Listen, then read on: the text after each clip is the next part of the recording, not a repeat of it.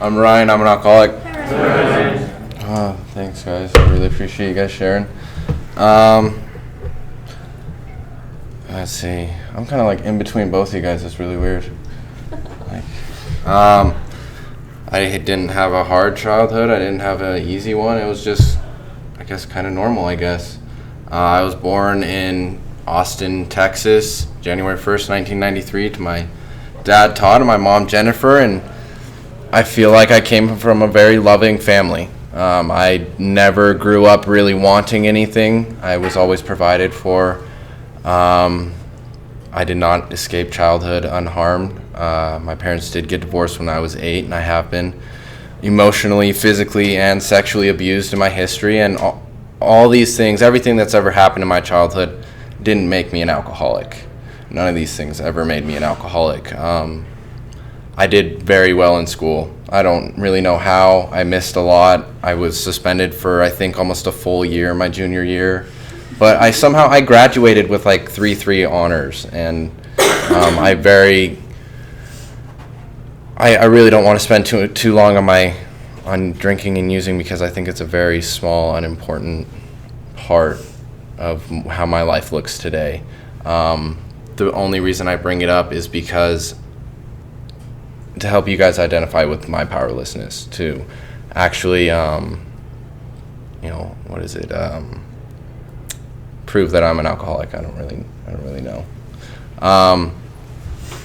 I did start drinking and using at a young age. I think I was 12, 13, somewhere in that. And kind of like Gibson, I did it because I wanted to fit in. I did it because I don't really know.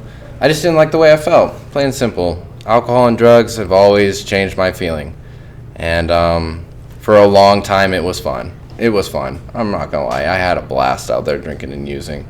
I smoked a lot of pot. I drank a lot. And I was the guy who was always at parties, always trying to be the life of the party. And, I was introduced to Alcoholics Anonymous when I was 17. I went to a treatment center, didn't think I had a problem.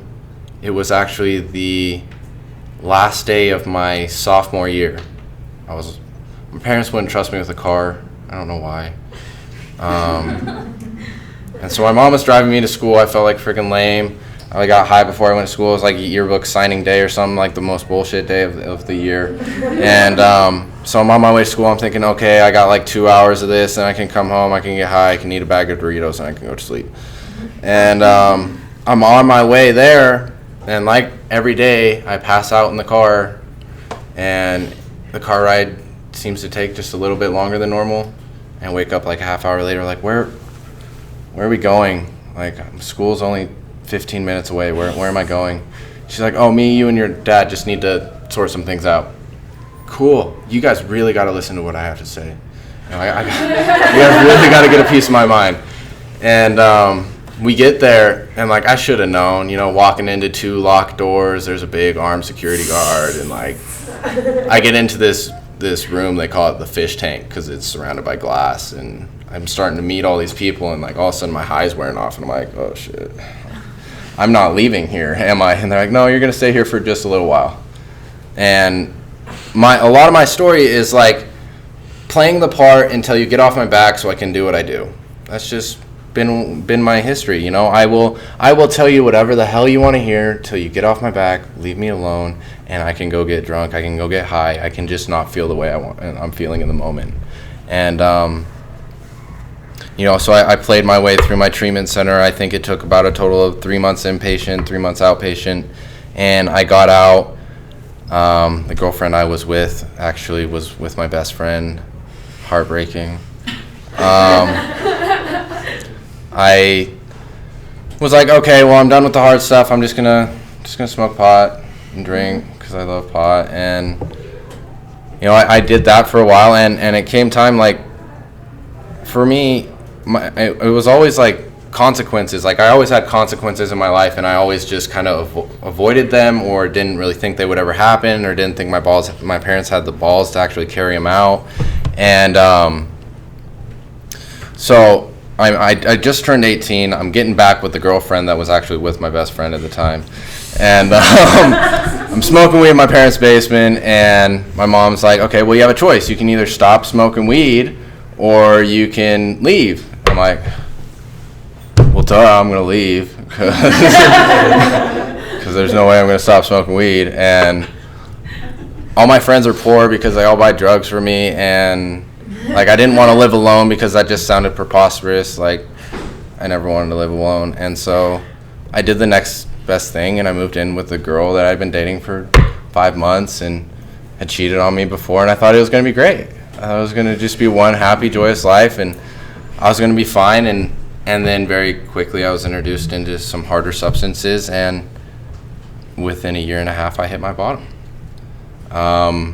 In that year and a half, I remember trying to get sober and not being able to. I remember going into detoxes, looking my parents in the face, saying, I want to stop, but I can't. And I know you guys want to help me, but I can't do it right now. And having my parents cry and saying, please just stay, and me saying, you know, I just can't do it right now. I got to go. And then doing the same thing like a week later. And it came to the point in my parents' life, and I don't blame them at all, that, you know, they just stopped talking to me. And in no way, shape, or form do I feel bad about that. You know, my parents did what they did because they thought it was going to be best for me. My parents have always done their best in their life for me. And so after that, you know, I'm borderline homeless. I'm getting kicked out of my apartment. I'm with a girl that, man, I really don't even like, but I really don't want to be alone, so I'm going to stay with her. And I end up getting engaged with her and moving in with her mom, and it really only took a couple more months of pain for me to get to a point where drugs just stopped working. I remember it was just another normal day. I just screwed over another friend, nothing new. I had basically pushed everyone out of my life except for this girl that I hated, but I was going to stay with her because she was the only one that understood me. And but I have enough drugs. I have enough to get me loaded for at least a day, which is all I ever really wanted, was to just stay away from my problems for at least a day. And I remember getting loaded, and everything just kind of hit me. And I don't know what happened, but the only logical explanation is that drugs just stopped working. And in the middle of getting loaded, I felt shame, I felt guilt, I felt hopeless, I felt just alone. And I felt two options: either do something different or kill myself. And I've always been too big of a pussy to kill myself. So I decided to do something different. I mean, it was the same thing that I've always done. I asked my parents for help. But I decided to actually honestly give it a try. And I call my dad, and I'm packing up my crap, and the girl's, where are you going? Well, I'm just going out. Well, why are you going out? We got enough to stay high for at least a couple hours. And I said, you know, I'm going to get help, and you should too.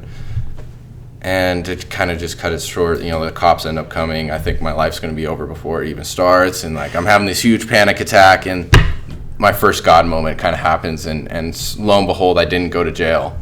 And the next day, I'm on my way down to St. George, and this is February 26th of 2012, which is my sobriety date. And I started an adventure that I never thought possible, and I never thought was going to be this much fun, and I definitely never thought it would get me here. I learned very quickly that I wasn't going to be able to be with the girl that I was with, and probably one of the hardest things I've done is breaking it off with someone that I thought was the only person that ever understood me. And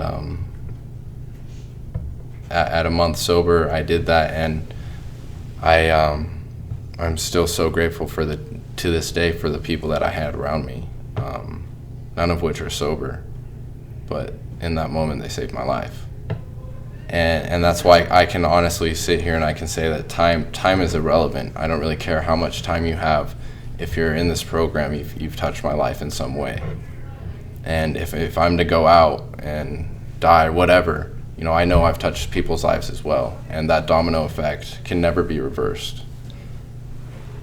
When I got out of treatment, I decided to stay in St. George, and in doing so, I guess changed my life for the best. Very quickly, I heard suggestions, get a sponsors, work the steps, and dive right into the middle of the herd. And for a sponsor, all I wanted was to be happy. That's all I wanted my whole life. I just want to be happy. I want to be okay with myself. And I just wanted some contentment in my life.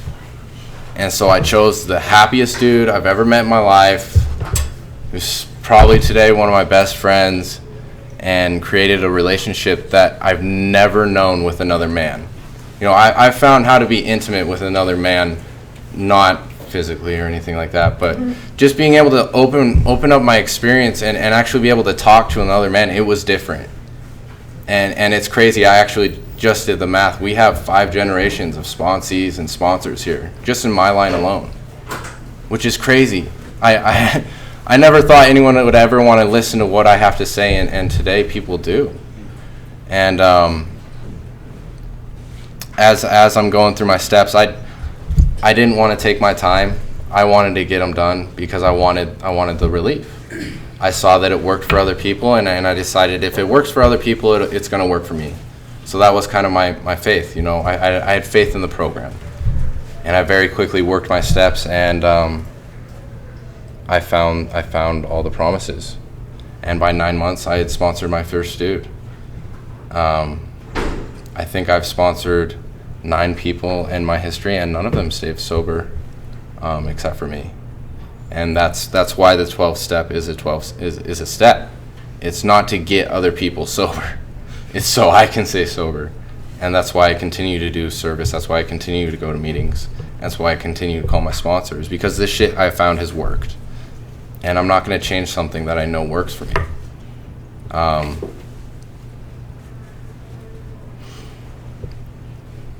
I'm not going to say like Lala that everything is perfect. That whole my worst day sober is better than my best day drunk, I don't believe in that. I had a lot of good days drunk, like a lot of good days drunk.